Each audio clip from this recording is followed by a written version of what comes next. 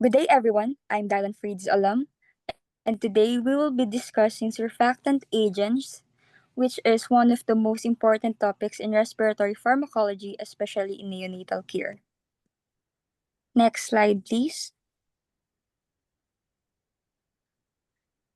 So, our goals are to explain the physical principles behind surfactant function, identify when exogenous surfactant should be given, differentiate the types available, describe specific examples, explain how they work inside the lungs, recognize expected clinical outcomes, understand possible complications, and explore future developments. So we will start with basic physiology, then move forward toward clinical application. So surfactants are pharmacologic agents that alter the surface tension within the alveoli. Their primary purpose is to reduce the pressure required for alveolar inflation during inspiration. So para mas ma-understand natin ito, we need to remember that the alveoli are tiny air sacs responsible for gas exchange, and each alveolus is lined with a thin layer of fluid. So whenever liquid meets air, surface tension is created, and this surface tension produces an inward pulling force that naturally promotes collapse. Kapag walang nag-counteract sa force na ito, the alveoli would require very high pressure to open with each breath, and that would dramatically increase the work of breathing and could quickly lead to respiratory failure. A surfactant naman is simply a surface active agent that reduces surface tension. And in everyday chemistry natin, just like what soap and detergents do sa water, while sa lungs naman natin, yung surfactant performs this function in a way that is essential for survival. Next slide, please. So surface tension is the force created by attraction between like molecules at a liquid gas interface. Sa lungs, yung interface na yun exists between the liquid lining of the alveoli and the air inside them. These liquid molecules are more strongly attracted to each other than to air molecules, and because of this, they pull inward toward one another and nagpo-form sila ng spherical shapes just like yan presented sa picture. And etong inward pull na ito creates a compressing force within the alveoli. Ang surface tension natin is measured in dynes per centimeter, and when surface tension is high, the collapsing force is strong, and greater pressure is required to expand the lungs during inspiration. Sa mga premature infants naman who lack adequate surfactant, surface tension remains high, and as a result nito, the alveoli will collapse repeatedly at the end of expiration, which leads to poor oxygenation and increased respiratory effort. Next naman is the Laplace law. Para ma-understand natin on how pressure relates to surface tension, we apply Laplace's law. So this law describes the relationship between internal pressure, surface tension, and radius. So for a bubble with two air-liquid interfaces, the pressure equals 4 times the surface tension divided by the radius.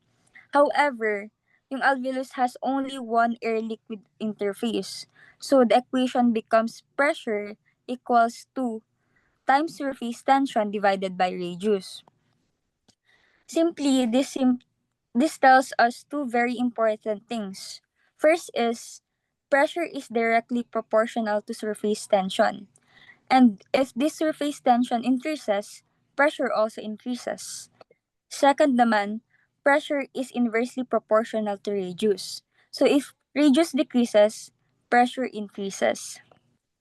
This is especially important kasi yung alveoli is nagva-vary siya sa size. Mga smaller alveoli would require much higher pressure to remain open if surface tension were high. And without surfactant, air would move from smaller alveoli into larger ones, which will cause collapse.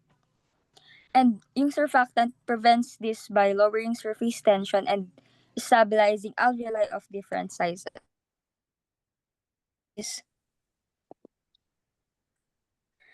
So in the lungs, these principles are constantly at work because alveoli are fluid lined and surface tension forces are always present. And if surface tension remains high, the compressing forces increases, lung compliance decreases, and greater respiratory pressure is required.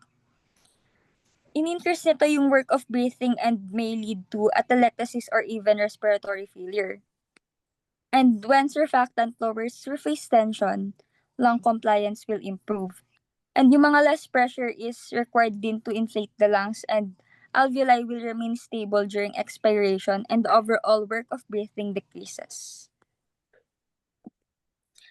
So sa clinical indications for exogenous surfactants naman, the primary indication sa surfactant therapy is the treatment or prevention of respiratory distress syndrome in newborns.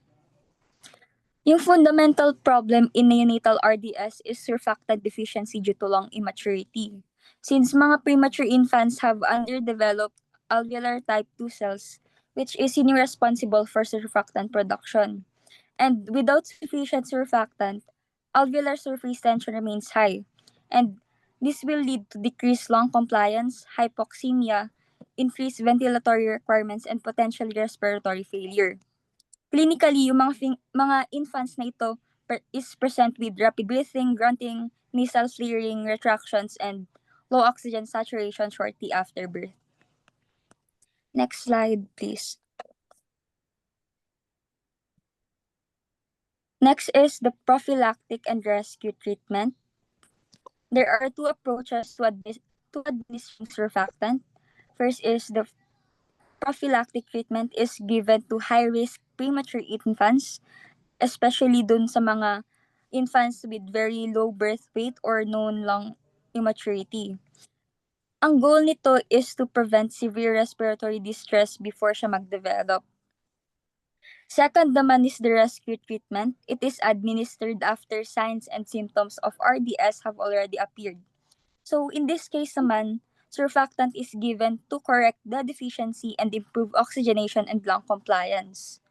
Yung both approaches naman aim to reduce ventilatory pressure requirements and prevent complications associated with prolonged mechanical ventilation. Next is the investigational clinical applications. So beyond neonatal RDS, surfactant therapy has been investigated in acute respiratory distress syndrome, acute lung injury, and meconium aspiration syndrome.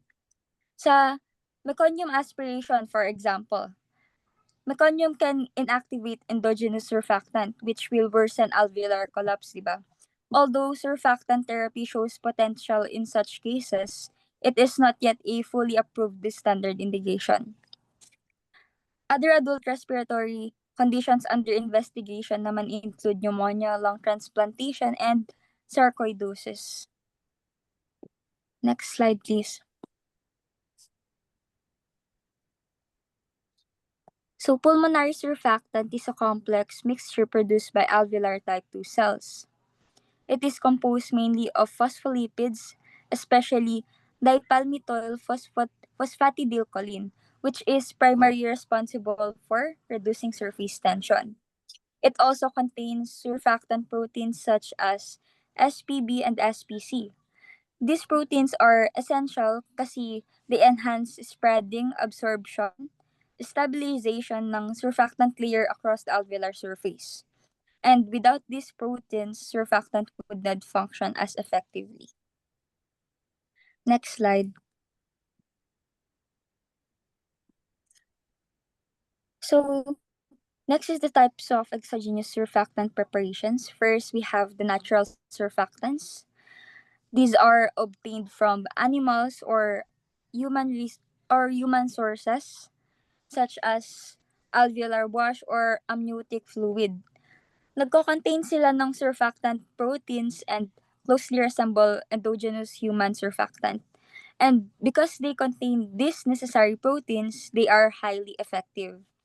However, concerns include cost, preparation time, and yung mga possible exposure to viral infectious agents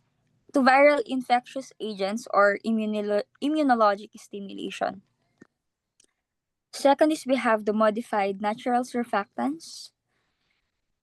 So, modified natural surfactants are animal-derived preparations that have been processed to improve sterility and function. Examples nito are Survanta, Curosurf, and Infasurf. So, these preparations are widely used in neonatal intensive care units and have demonstrated significant improvements in oxygenation and survival among premature infants with RDS. Third is we have the synthetic surfactants. Synthetic surfactants are composed entirely of artificial components and do not contain natural surfactant proteins like SPB at saka SPC. So, ang example nito include Exosurf, which was removed from the market, and Surfaxin. While synthetic preparation can eliminate the risk of infectious agents and foreign proteins, they may not perform as effectively as natural preparations kasi they lack functional surfactant proteins.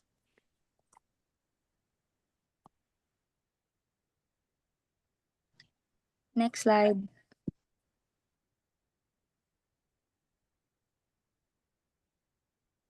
So next naman is mga specific exogenous surfactant preparations. There are 3 exogenous surfactants that have been approved for clinical use in the US at the time of this edition. First is the Beractant or Surfanta. This type is a modified natural surfactant. Composition nito is a bovine lung extract mixed with colfeceril, palmitate or DPPC, palmitic acid, and tripalmitin contains surfactant protein B and surfactant protein C. But hindi siya nagko-contain ng surfactant protein A. So ang surfanta, isa siyang modified natural surfactant. Ibig sabihin, kinuha ito mula sa baga ng baka or bovine. Pero nilinis ito sa lab para mabawasan ang unnecessary proteins at dinagdagan ng specific na lipids para mas maging effective ito sa pagbaba ng surface tension. Indications for use is prophylactic therapy, premature infants less than 250 grams or with evidence of surfactant deficiency or risk of respiratory distress syndrome are given within 15 minutes of birth. Rescue treatment, infants with respiratory distress syndrome is given within 8 hours of age. Next slide po. Yan. Dosage is 100 milligrams phospholipids per kilogram birth weight, equivalent to 4 milliliter per kilogram.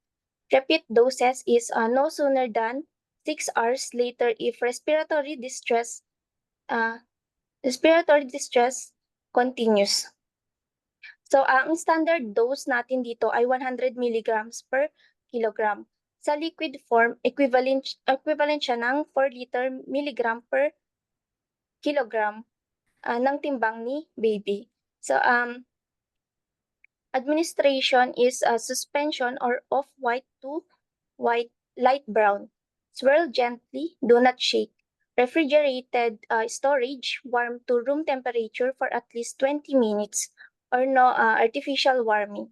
Administered in quarters via 5 French catheter into endotracheal tube, manually ventilated for at least 30 seconds between doses. Reposition infant for each quarter dose. So, bago i-administer, kailangang isaksyon muna ang baby para malinis yung airway. Pagkatapos, hinahati ang dose sa 4 parts. Sa bawat parte o quarter dose, kailangan ibahin ang position ni baby. For example, itagilid sa kaliwa or kanan o para masiguradong kalat yung gamot sa lahat ng lobes ng baga na gamit ng tulong ng gravity. Next is the calfactant or Infasurf. Type is modified natural surfactant or calf lung extract bovine. Composition is phospholipids including DPPC, neutral lipids, hydrophobic proteins, surfactant protein B and surfactant protein C, but it lacks on surfactant protein A. Next slide po. So katulad ng surfanta, galing din ito sa baka, particular sa lung lavage o pinaghugasan ng baga ng baka. Naglalaman ito ng natural phospholipids at surfactant proteins na surfactant B at surfactant C. Indications for use is prophylaxis, premature infants less than 29 weeks, gestational age at high risk for respiratory distress syndrome. Treatment or rescue is premature infants less than or equal to 72 hours of age who develop a respiratory distress syndrome and require intubation. So, ginagamit ito sa mga babies na wala pang 29 weeks para maiwasan ang respiratory distress syndrome. So, rescue treatment naman is dapat maibigay ito sa loob ng 72 hours o 3 araw mula nang ipanganak yung baby para makuha ang best results. So, a dosage is 3 milliliter per kilogram body weight or delivered as two divided doses of 1.5 milligram per kilogram. Prophylaxis administer as soon as possible, preferably within 30 minutes after birth. Repeat doses up to 3 total 12 hours apart or 6 hours if infant requires greater than equal to 30% oxygen of PaO2 or less than 80 mmHg. Administration is of white suspension, gentle swirling, agitation, and not shaking. Administered via side port delivery or catheter to an intubated infant. Side port, 2 aliquots, infant positioned for each instilled in small bursts coinciding with inspiration 20 to 30 breaths.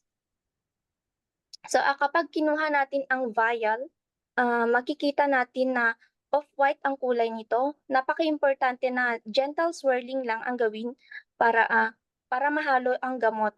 Bawal itong alugin ng malakas or shaking dahil gumagawa ito ng bula or foam. At kapag nag-foam yun, mahihirapan tayong makuha ang tamang dose at pwedeng masira yung structure ng proteins. Catheter, 4 equal aliquots. Catheter removed between each mechanical ventilatory support for 0.5 to 2 minutes, infant in different position for each aliquot. Next is Poractant alpha or Curosurf. Type is natural surfactant or porcine lung extract. So composition is 99% phospholipids. Example is 80 milligram in 1.5 milliliter vial, 160 milligram in 3 milliliter vial, and 1% surfactant associated proteins including surfactant protein B. Indications for use, treatment or rescue is premature infants with RDS or reduces mortality and pneumothoraces. Unlabeled uses is severe MAS in term infants, respiratory failure from group B, streptococcal infection. So ang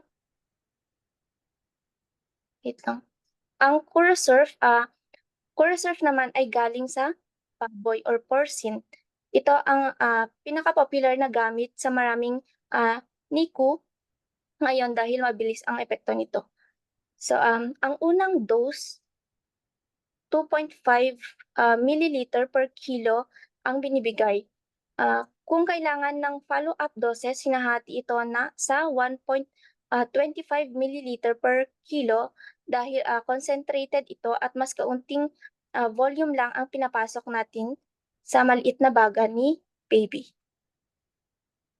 Next slide.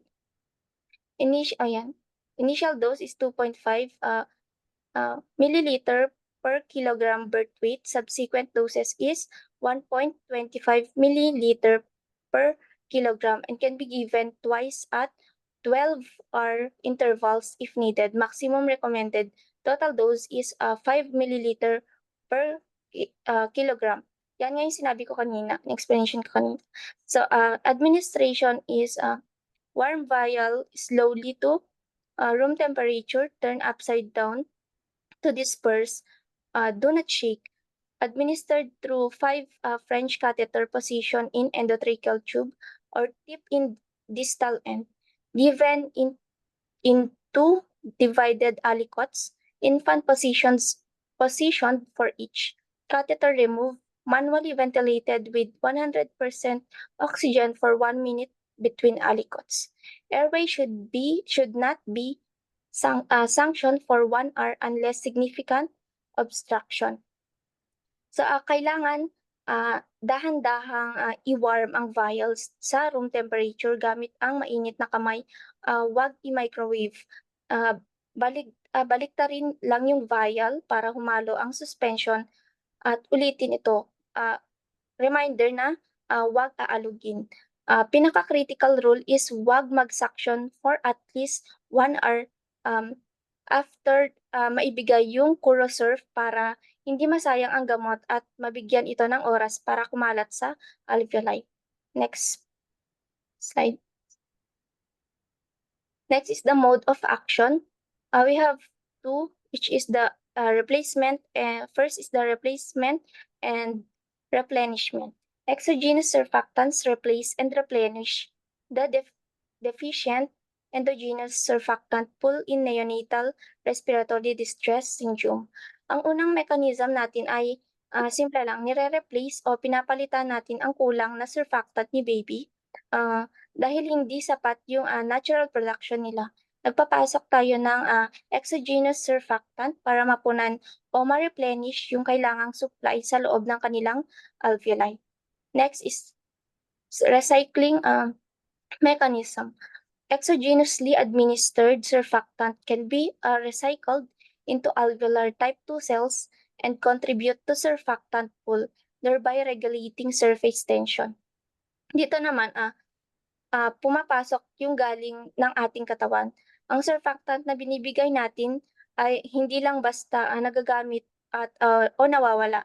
Kinukuha ito ng type 2 cells, alveolar cells, para i-process, i-clear, or ilabas. In this way, napapanatili natin yung sapat na level ng surfactant sa lungs ng mas mahabang oras. Next slide. Clinical outcomes.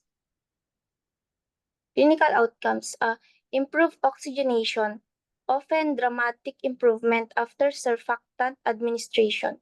So, ang unang mapapansin natin, pagkapasok ng gamot ay mabilis pag-akyat ng oxygen saturation sa baby.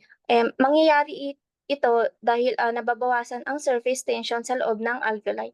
Dahil dito, nagiging mas maayos ang ating lung mechanics. Ibig sabihin, hindi na kailangang mag-effort ng sobra ng baga natin para bumuka. Mas magaan na ang paghinga ng patient dahil hindi na stiff or matigas yung kanilang lung tissue. Next is increase functional residual capacity. Surfactant stabilizes alveoli on expiration, preventing collapse and increasing residual volume and FRC. So yung FRC natin ay hangin na naiiwan sa baga pagkatapos nating mag-exhale ng normal. Sa mga babies na may respiratory distress syndrome, nagko-collapse yung alveoli nila kaya nawawala ito ng FRC. Pero dahil sa surfactant, napapanatiling partially inflated yung kanilang air sacs kahit nag-expire o naglalabas ng hininga yung isang baby. Dahil dito nagbibigay ng stability yung lungs para hindi ito mag-zero yung volume sa dulo ng bawat hininga. Next is effect on lung compliance. While exogenous surfactant should reduce surface tension and increase lung compliance, there's debate on whether this is a primary clinical effect. An increase in lung volume or due to improved FRC shifts diethyl ventilation to a new pressure volume curve, potentially masking an actual increase in static compliance. So, dito naman makikita natin ang direct effect ng surfactant sa elasticity ng baga. Ang compliance ay ang kakayahan ng lungs natin na mag-stretch o lumaki kapag nilalagyan ng pressure. Kapag may sapat na surfactant, tumataas yung compliance.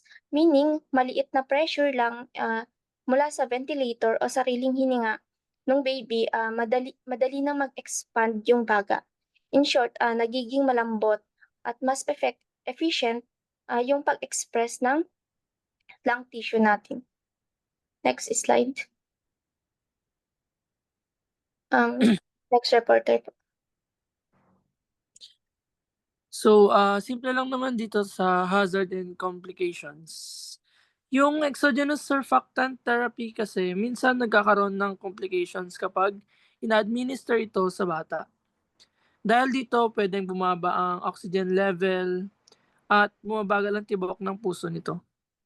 So, kapag nag-start na gumana ang surfactant, sabi nga ni Queenie kanina, mas gumagaan ang pakiramdam ng bata. Mas nagiging madaling mag-expand ang lungs niya. Ngunit, kailangan nating i-adjust ang ventilator setting para hindi masyadong maraming hangin o oxygen ang mabigay sa baby. Dahil premature ang ang sanggol na ito, may iba pang complications ng prematurity na pwedeng makaapekto sa response nila sa surfactant therapy. So, ito po yung mga ng complications. Una is airway occlusion, desaturation, and bradycardia. So, dito po, because the current method of administration is direct tracheal instillation, a large volume of surfactant suspension may cause an acute obstruction of infant airways. So, yung large volume daw po dito ng surfactant kapag binigay sa baby ay pwede mag-cause ng obstruction sa airway nila dahil yung airway ng mga baby na to is premature pa and super liit lang, with subsequent hypoxemia and bradycardia.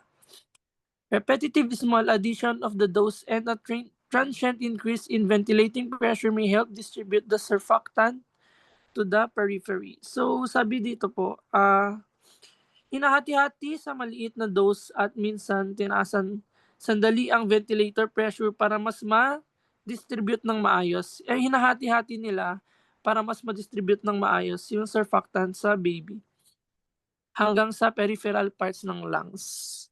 B. Higher arterial oxygen values.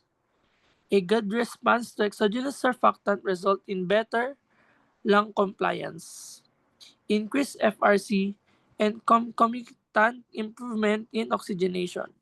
Fractional inspired oxygen, RF ratings must be lowered if PaO2 improves to prevent